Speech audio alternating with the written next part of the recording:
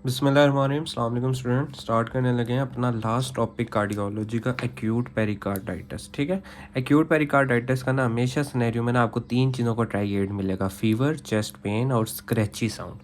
Fever, chest pain और scratchy sound का आपको इसमें ट्राई एड मिलता है। ठीक है, अच्छा कॉजेज़ क्या होते हैं? कॉजेज़ ना यहाँ से उठा के मैंने एक मेमोनिक बनाया था विटामिन सी के नाम से ना।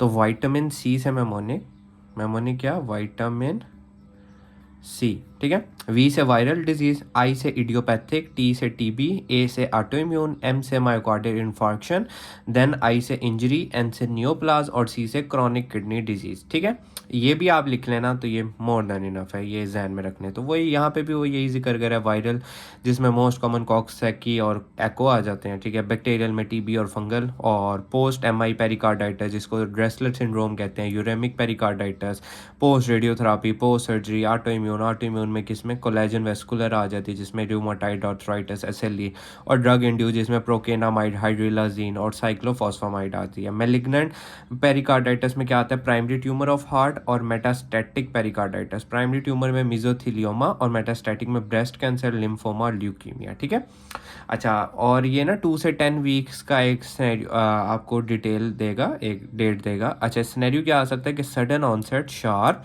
रेट्रोस्टेनल चेस्ट पेन है, शार्प है, प्यूरेटिक है, relieve by sitting up and lean forward, और वॉट्स होता है बाय लाइंग फ्लैट, और ट्राइफेजिक फ्रिक्शन रब हो रही है इन पेशेंट में। ठीक है, उसके बाद ना इसके क्लिनिकल पे आते हैं। क्लिनिकल में चेस्ट पेन सबसे पहले आपको मिलेगा। चेस्ट पेन क्या होगा? प्लूरेटिक होगा, एग्रीवेट हो रहा होगा डीप ब्रीदिंग से। ठीक है, और चेस्ट पेन पोजिशनल होगा और एग्रीवेट होगा लाइंग स्पाइन, कफिंग और डीप इंस्पायरेशन से, और रिलीफ हो रहा होगा सिटिंग अप या लीन फॉरवर्ड से।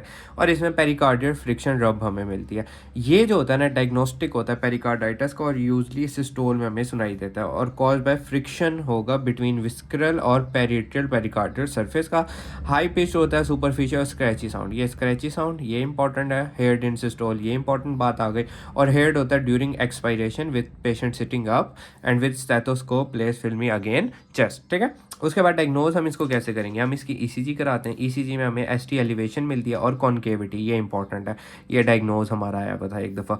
और पीआर इंटरवल डिप्रेशन मिलता है। ट्रीटमेंट हम इसमें एस्पिरिन देते हैं, एनसिड देते हैं, स्टीरॉइड देते हैं, प्लूरेंट पेरिकार्डाइटिस जिसमें एंटीबायोटिक देते हैं, पेरिकार्डियो सेंटिसिस देते हैं, ट्यूबरकुलस पेरिकार्डाइटिस में एंटी टीबी की ड्रग देते हैं। ठीक है, और उसके साथ हम क्या करते हैं? 3 मंथ का कोर्स कराते हैं स्टीरॉइड का। उसके बाद आ गया pericardial effusion and cardiac tamponade. Pericardial effusion क्या होता है?